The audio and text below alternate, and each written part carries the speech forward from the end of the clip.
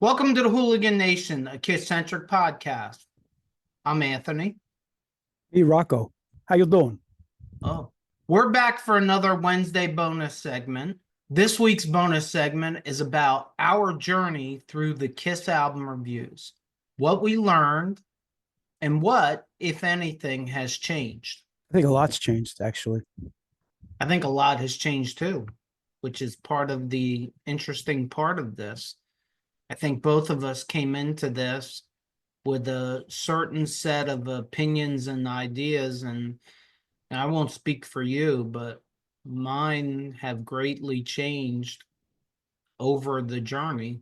Yeah, I can say mine has too. It's been fun because at least for me, there were a few albums there that I was really looking forward to and had no idea what I would be getting myself into, and it definitely was a it's been an interesting ride. Let's just say. Yeah, I learned a lot during the course of the album reviews that I didn't know. All right, what do you say we start right in on this? So, the first thing that I learned in this journey is that Kiss used a lot of ghost musicians. But what I found really interesting is once you start digging into that, that was by no means a Kiss thing. It was it was really everybody. Anybody that thinks that the normal thing is to have the members of the band play on all the songs, I guess that isn't a normal thing. I mean, in the course of researching this kind of stuff, it wasn't unusual for Aerosmith to bring in session musicians. It was not unusual for Eddie Van Halen to play bass on Van Halen tracks or drums for that matter on Van Halen tracks. Like this isn't that unusual. I think it's a fan perspective that we think, well, this is the way it should be. And I can't tell you how many fans that I've heard over the years or read online that hate Psycho Circus because Peter mostly doesn't play on it. Well, you better start hating a lot of bands. I mean, I think it's wrong, and I prefer when all four of the members play on every song. I was watching an interview last week. I can't remember who the producer was, but it was the price of doing business. He was like, "Oh yeah, that's not unusual," and I think I can't remember for sure if it was a Kiss producer or not, but it was just the fact that, well, if you don't have a band member that can create what you're looking for, will you just call somebody else in there and have Yeah, them do it? they give you a different flavor you're looking for. I mean, listen, the bands in the industry at that time and this time now, they know who the top guys to go to are. I think probably the epitome of a person who knows where to go is Alice Cooper. Like Alice Cooper knows the creme de la creme to go to in every category of instrumentation. I'll tell you what, I'll start out the conversation by saying there were probably two of the most albums I was looking forward to reviewing. Like I knew I was going to love Creatures, just not to the level I do. Um, but The Elder I was looking forward to listening to and giving it a chance, and Carnival of Souls. The Elder was better than I expected, and there was more substance to it. Obviously, there was a lot that could have been done better, and it was actually it was an enjoyable thing going through The Elder, just because I had completely blew it off when I was a kid, and I got to really give it my all to get a good take of it. And then Carnival of Souls, I've said this on other podcasts of ours, on other episodes, that I was like, okay, Kiss did I didn't I had checked out at that point, and Kiss did a grunge album. Are you kidding me? I love Alice in Chains and I like Pearl Jam. I'm like, Kiss is going to try to do that. Give me a break. I love Kiss, but there's no way they're going to pull it off. Carnival of Souls ended up being one of my favorite albums. When we list them, it's way up there for me. So those were the two albums I was looking forward to the most. And overall, for the most part, I think I came out enjoying both albums. I mean, The Elder's definitely not going to be up there for me, but it was definitely a hell of a lot better than I ever thought it was going to be. For me, I'll see you those albums and I'll raise you Sonic Boom and Monster. Well, really, for me, it was more. I thought I knew Creatures of the Night much better than, as it turned out, I did know. I underappreciated Creatures of the Night. Carnival of Souls, I never gave a chance. It's so much better than I expected it to be. And although I'm not crazy about Sonic Boom's production, Sonic Boom and Monster, for being what's probably the last two Kiss albums, are very good representations of the band. They're never going to be my favorite. And part of that reason is Eric Singer and Tommy Thayer. Production issues to me killed Sonic Boom, and maybe age and maybe lack of material and lack of artistic ideas might be what hurt Monster. Just because I just, it's not an endless run of artistic ideas, I think. Like, I killed Gene for singing about women taking off their clothes for 50 years. Part of the problem is you're sitting there trying to write a song and you're like, yeah, God of Thunder, Detroit Rock City, War Machine, this shit's not coming in my head. Oh, wait. Well, let me go back to singing about women taking off their clothes. Yeah, that'll work. I mean, I just think you run out of material. We film these episodes and then I edit them. And a lot of times during the editing process, I kind of have a conversation with myself. Probably not a good thing, but I think I have a conversation with myself and I almost justify sometimes what I've said, or I argue sometimes with what I've said. I've done that before too. Because I have more time to think about it. But all in all, no matter how much credit Creatures gets, it will always be an underrated album, I believe, because I think it's up there as an all-time great album, period. Not just an all-time great Kiss album. I think it's an all-time great album, and it's, if it hasn't gotten that credit yet, it's never going to get that credit. As fans, we need to stop labeling music, and we all do it, and that's part of the reason why Carnival of Souls never got a chance, because everybody said, "Oh, it's a grunge album," and all of us that Well, and also the reunion and all that stuff, and you know right, what I but mean. It wasn't properly marketed, and there's a lot of layers to that one. That's an interesting. That whole scenario is interesting on how that all took place. but for me, I hated grunge. I still don't like grunge. I, That's I not for still everybody. I still don't know grunge. And part of that reason is I don't want to know grunge. So I don't listen to Pearl Jam. I don't listen to Alice in Chains. I like the same three Nirvana songs that everybody else likes, but I like Carnival of Souls. Look, I don't like everything on it, but there are 5 or 6 songs on Carnival of Souls that I really like. And I had to get past that grunge label for it. Like Kiss was always criticized. Oh, they did a disco album. They did this. They did that. You know what? But they didn't. They weren't stale and boring with the same old stuff every single album. They gave you something different. I told you before. If I'm in the mood to listen to dance music, but I want to hear Kiss's flavor, I can listen to Kiss Dynasty. You know what I mean? If I want to listen to grunge, but I'm not listening in the mood to listen to Alice in Chains, and I want to hear Gene or I want to hear Paul singing grunge, I can go Carnival of Souls. Like, to me, there's very few bands that there's something for everybody. And if we were trying to sell somebody on Kiss, we could find 5 songs that would be hard pressed for like anybody to not like. Well, it's never boring as a Kiss fan. This is true. They didn't always hit a home run, but it was never boring. So one of my other things is in this the original Kiss album, the debut album is a masterpiece that I don't think gets the credit for being the masterpiece that it should.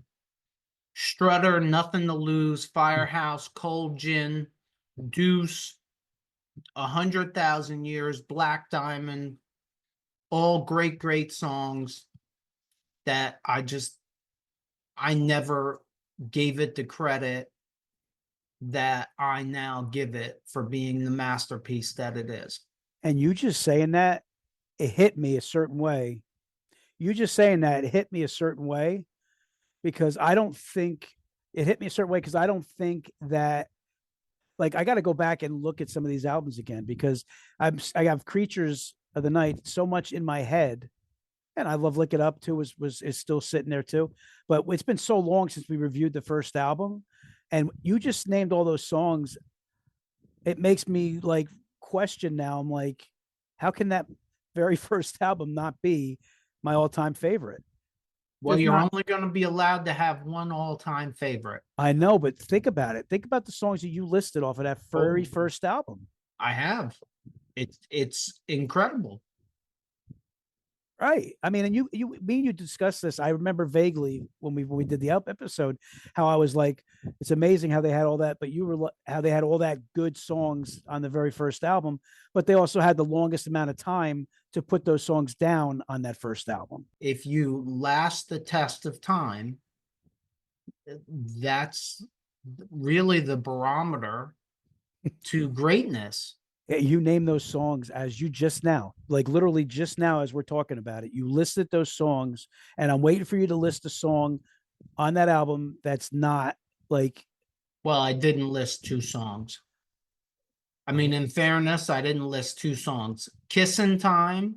Oh, okay. Which I think sucks, but it was also forced to be put on. It was not originally on the album. It was forced on by the record label. And I didn't put Love Theme from Kiss just because it's an instrumental. Like they're the 2 songs that I didn't list. If they were on that album, to be honest with you, their first album is my number one album. I don't see how you can beat it. I'm not going to get into a big discussion because at some point we're going to do this, and I don't really. It's going to be tough. It's going to be tough.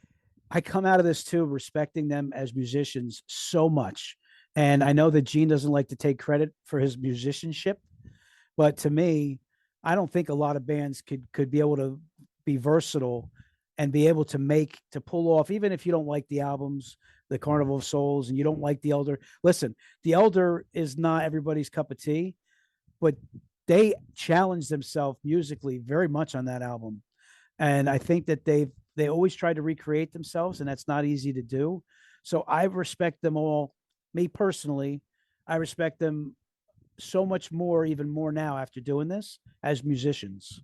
Yeah, they should get more credit than they get for getting out of their comfort zone and doing something that was extremely challenging, extremely different, and as it turned out, extremely unpopular. Almost 45 years later, we're still all talking about The Elder. We're not all saying nice things about it. Right. But I can tell you this much, The Elder gets talked about more, really more than any other album in the entire collection. It's pretty true. That's so true. You know, I can't think. I mean, we talk about Creatures of the Night a lot, but I think we talk about The Elder more. We went right past albums like Destroyer and Love Gun because, well, they're supposed to be great. They're great. Let's move on. Right. The Elder is an enigma, just like Vinny. Well, I, for one, am very proud to. I'm even more proud now to be a Kiss fan. I love this band. I'll always love this band. There's things that they do that drive me crazy. There's things that they do money wise, money grab that drives you nuts. But they've given, as a Kiss fan, they've given me more stuff to listen to and to watch on video. They've entertained me my entire life, and I'm very proud to be a Kiss fan. And I'm thanking you again for stirring this Kissdom back up in me, because it's been a fun ride, and we got more to go with other solo albums and things going down the line, and other side subjects and stuff. But going through all the studio albums has been a really enjoyable experience for me. Hey, let me ask you a question. What do you got? Do you YouTube? I'm always on YouTube. When you YouTube, how do you support the YouTubers that you like? If I find something I dig, I subscribe to it and I hit like right away. That's a great idea. I'm sure the creators appreciate your support. I would think so. You think maybe now's a good time to ask everyone in the audience to support us? Absolutely. To everyone in the audience, please subscribe to our little channel. And while you're there, hit the like button. We're enjoying what we're doing, and we want to continue to grow the hooligan community. We appreciate all your support. Absolutely. My next item is Gene and Paul were always about business first. It amazes me. I put on an interview, doesn't matter what podcast or what YouTube channel, you put on an interview with anybody that worked for or worked with KISS up until today, and you deal directly with Gene and Paul, and it's about business. Doesn't matter whether we're talking about 1973, 1974. When somebody met with KISS in the early 70s, you met with either Paul or Gene, or Paul and Gene. Nobody ever talks about, oh, I met with Ace first. Nope. Ace couldn't be bothered. Ace was a rock star.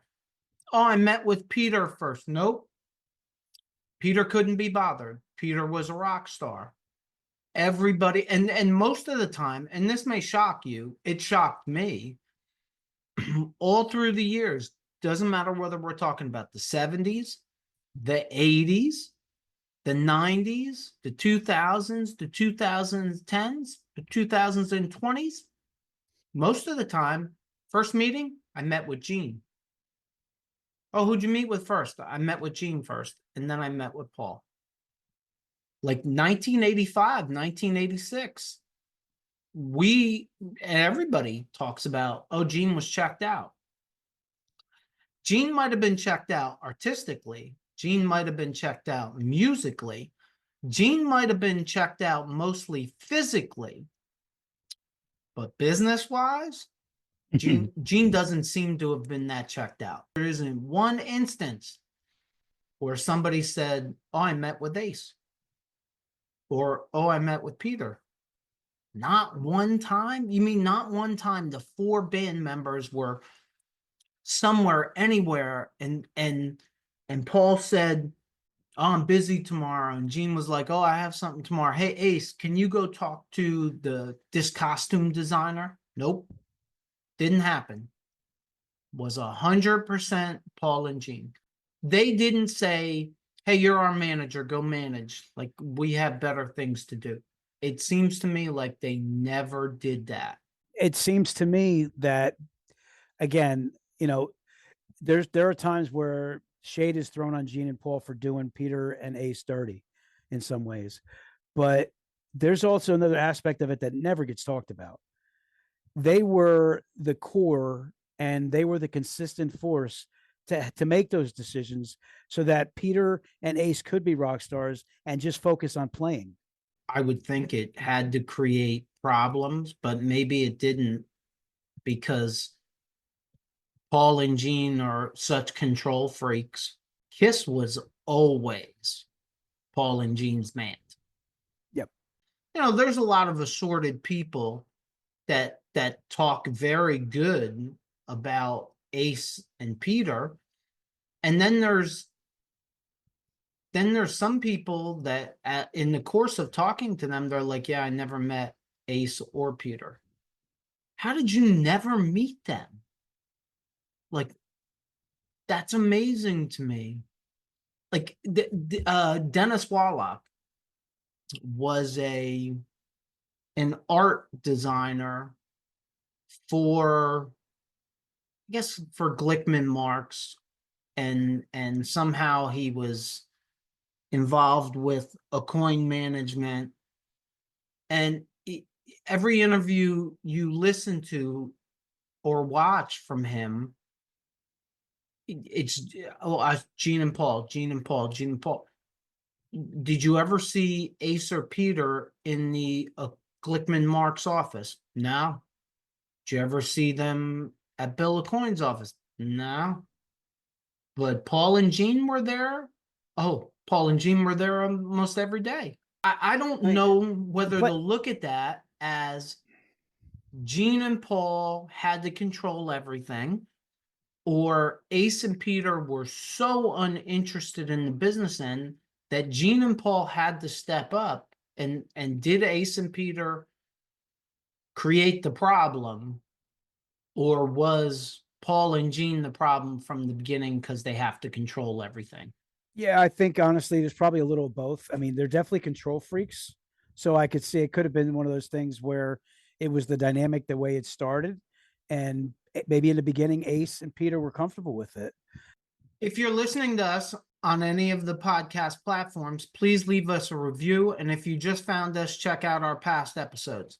If you're watching us on our YouTube channel and you like this episode, please consider hitting the like button and leaving us a comment.